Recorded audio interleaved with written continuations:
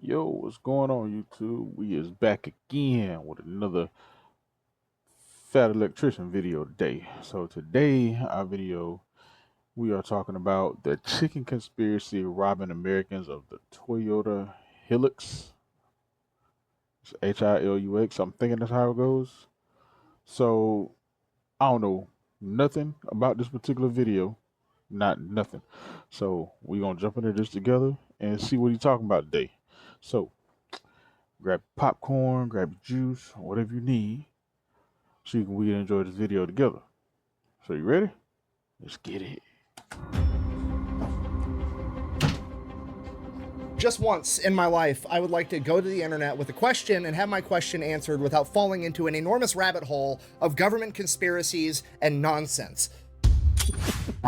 Okay, long story short, Toyota's got this new truck coming out. It's just a flatbed, plain Jane work truck, nothing fancy about it, and it was supposed to be like $10,000 or $11,000 brand new. So naturally, I wanted one. So naturally, I go to the internet with the simple question, am I going to be able to buy this new Toyota truck in America? To which I am met with the answer, probably not, most likely for the same reason you can't buy a Toyota Hilux, which is the other thing that's been pissing me off for 10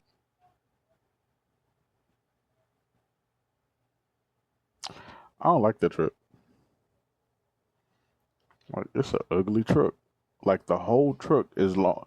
Like the from the hood, the front of the hood to the back seat is longer than the bed itself. Which normally that's how trucks are, but like even if you look at the white truck all the way in the back there, like there's more bed on that truck than it is on this truck right here in the front. Like I feel like with a pickup truck, even if it's the extended cab or whatever, I feel like the bed should be at least, you know, a decent length. You know what I'm saying? Like if you're gonna extend the cab, then extend the bed. Make the bed at least the same length of the cab or whatever. So I mean it makes sense because if not, then it's going to me it makes the truck look weird. But let's see.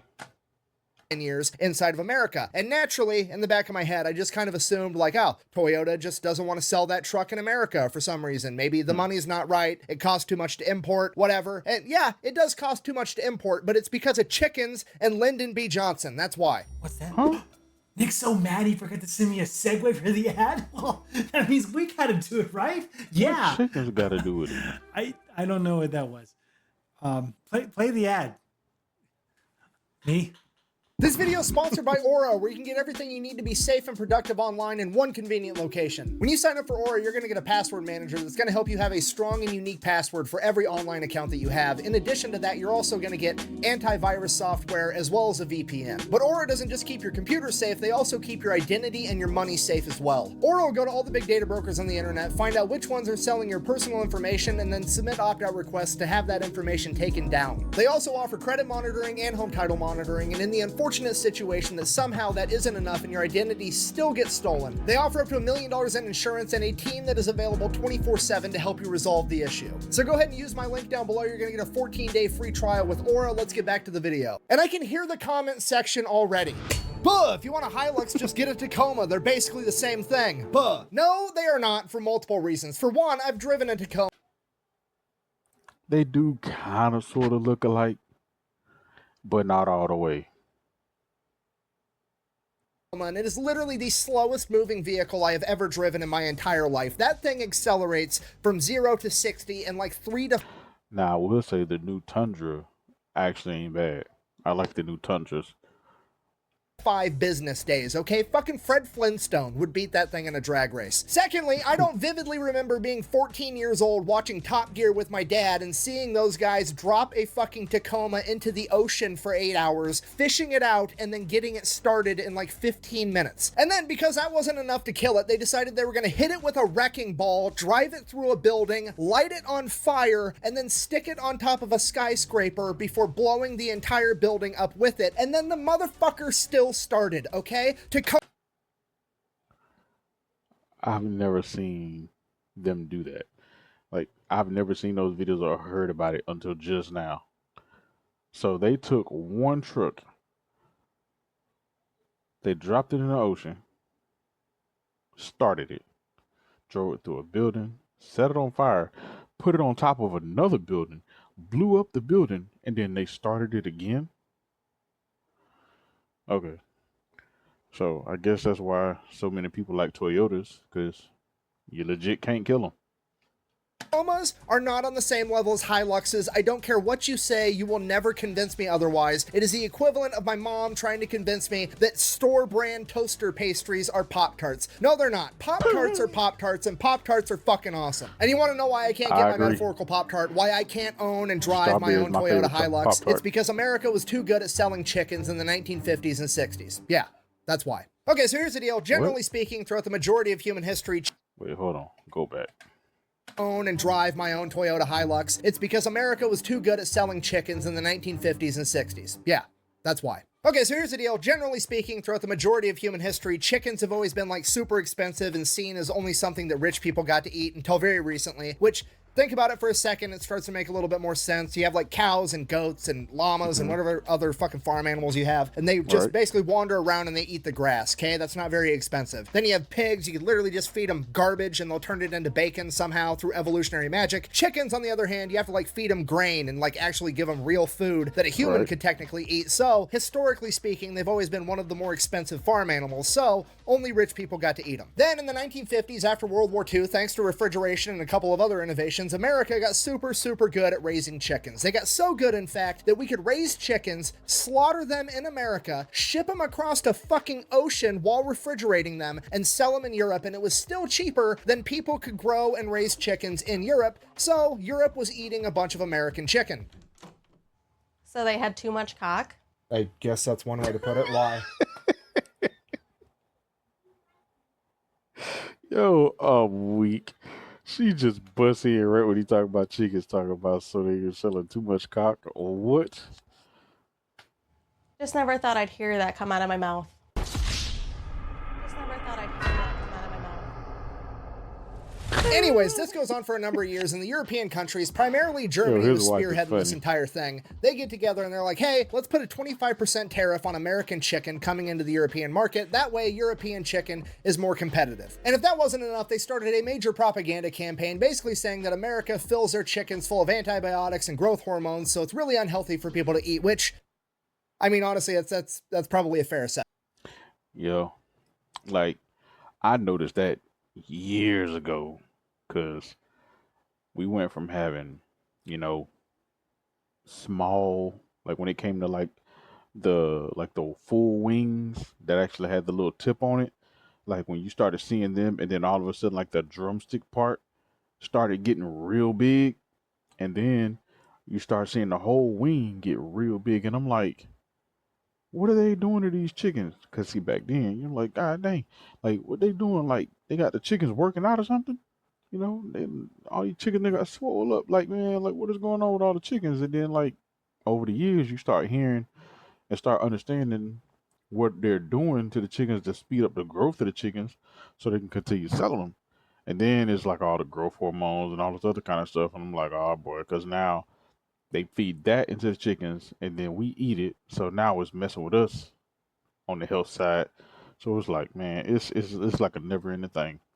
But regardless, America's now pissed off. So this is 1962 when this European tariff on American chicken passes, and for the next 18 months, it is the pinnacle of American politics, trying to get Europe to buy more American chickens, and it becomes known as the Chicken War, right in the middle of the Cold War. I'm not even exaggerating, there were literally American politicians that cared more about getting Europeans to eat more chicken than they did about the pending nuclear war with the Soviet Union. The Chancellor of Germany, Konrad Adenauer, said that he had more conversations with JFK about Germans eating American chicken than he did about the pending nuclear war. There was a senator from Arkansas that was sitting in a NATO meeting when he stood up, interrupted the entire NATO meeting, and declared that America was going to withdraw from NATO and Europe could defend itself if they didn't lift the sanctions on American chicken. Obviously, that didn't actually happen. Despite that, the tariff ended up staying up, and after 18 months of trying to diplomatically solve this issue, then President Lyndon B. Johnson is like, fuck it, I'm just going to put a tariff on you guys too, and he put a 25% tariff on potato starch, dextrin, brand brandy,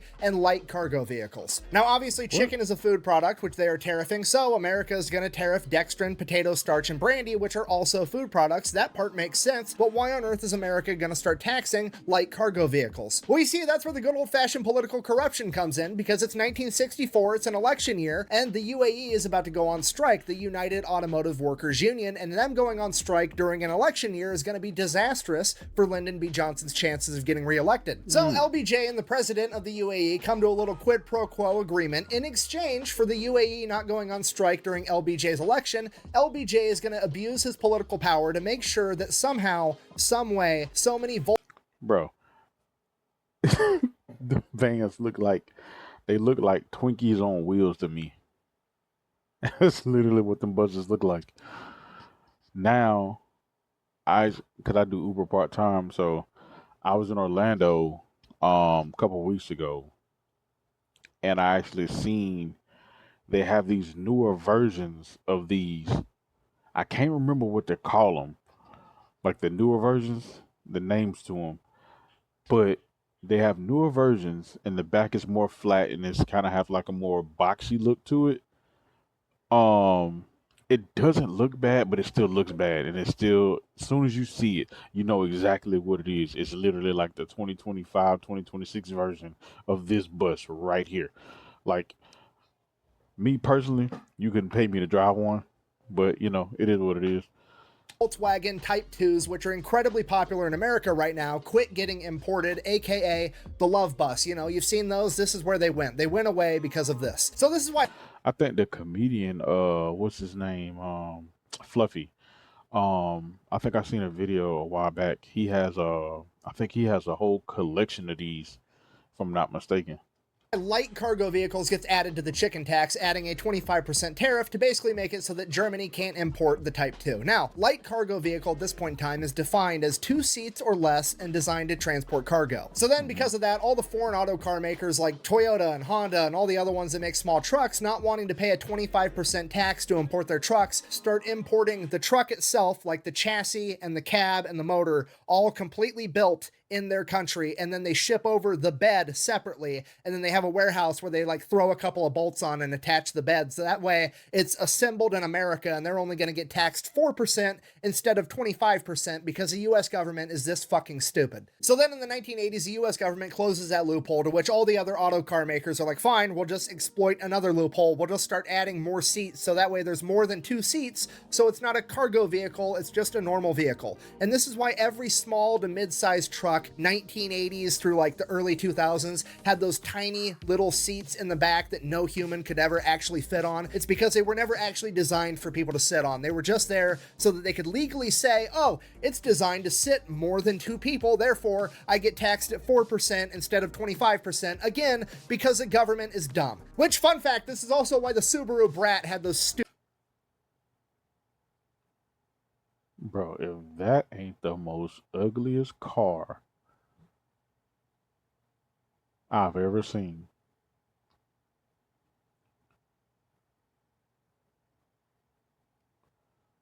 What? That's like Subaru's version of a El Camino, and it looks horrible. I ain't even really a fan of the El Camino itself, but that, no way. Stupid plastic seats in the back. And then they came out with the CAFE standards, which is basically like trying to, save the environment with emissions and stuff. And the rule was the vehicle has to be like proportional compared to how much emission that it emits, I guess. So like if a truck is really big, it can emit a bunch of CO2 into the atmosphere. But if a truck is really small, it's not allowed to emit a bunch of CO2 into the atmosphere. And this is actually why all the trucks in America are fucking ginormous lately in like the last 20 years. Okay, I know that's like a super popular thing to bitch about. Like you hear a bunch of hippies and college kids bitching about how American trucks are too big and it's more dangerous and they're taking up space on the road and they're beating up the infrastructure. Yeah, it's because of stupid fucking emissions policies, because it's easier for automakers to just make the truck physically fucking larger than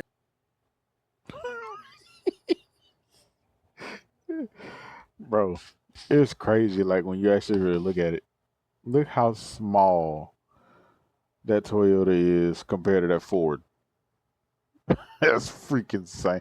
Like the roof of the Toyota is at the bottom of the windows on this Ford. It is nuts.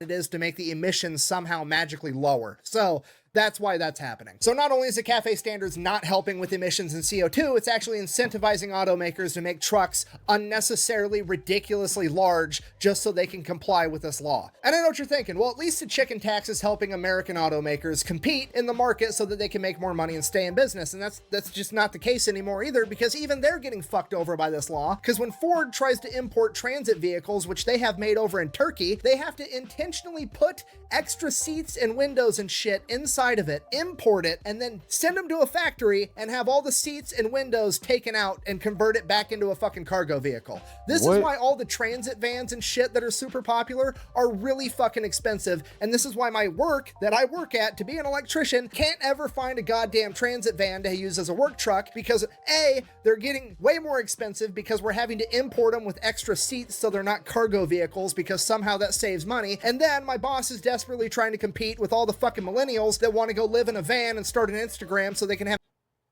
Yeah, that would be extremely frustrating. Like trying to be able to find, you know, a cargo van to be able to do what you need to do, but because of the demand for, people that want to use them as a way to live in them, because they want to do YouTube or whatever, and they want to do cross country travel in it or whatever the case may be, and then all this extra stuff that people are using them for. So people who really need them and companies that really need them for like trying to create a workspace, to be able to store equipment in it for people to do what they need to do as far as their job, especially like electricians, um, air conditioning people, stuff like that.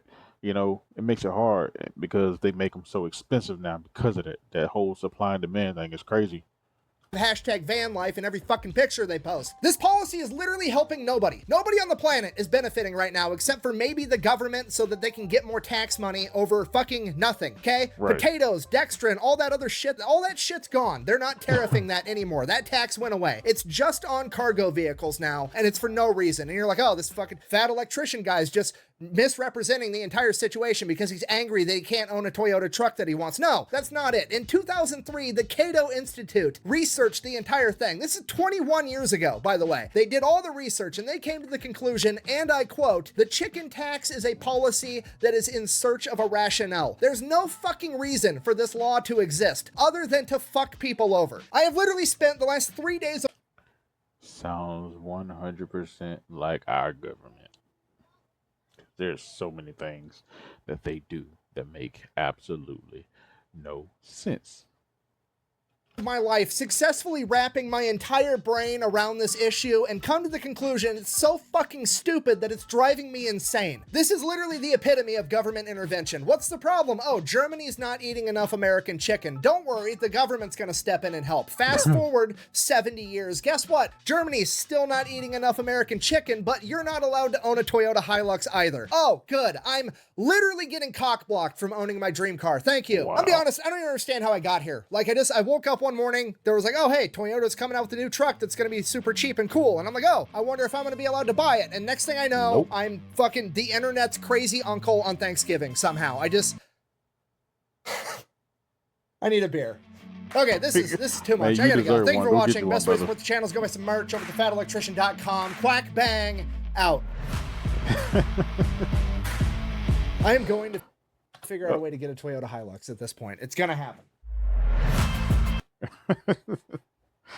All right, y'all. So that was another video of the fat electrician, man, talking about these doggone chickens and this Toyota Hilux thing. But yeah, man, good video, good information. A lot of stuff I actually didn't even know about. It's crazy how government works and the stuff that they do to try to manipulate certain things or whatever, and then a lot of times it don't even make no sense because their reasoning for doing what they did with the whole cargo vehicle thing just made absolutely no sense. But to whoever was in the office at the time, you know, to them it made sense, but it really didn't make sense.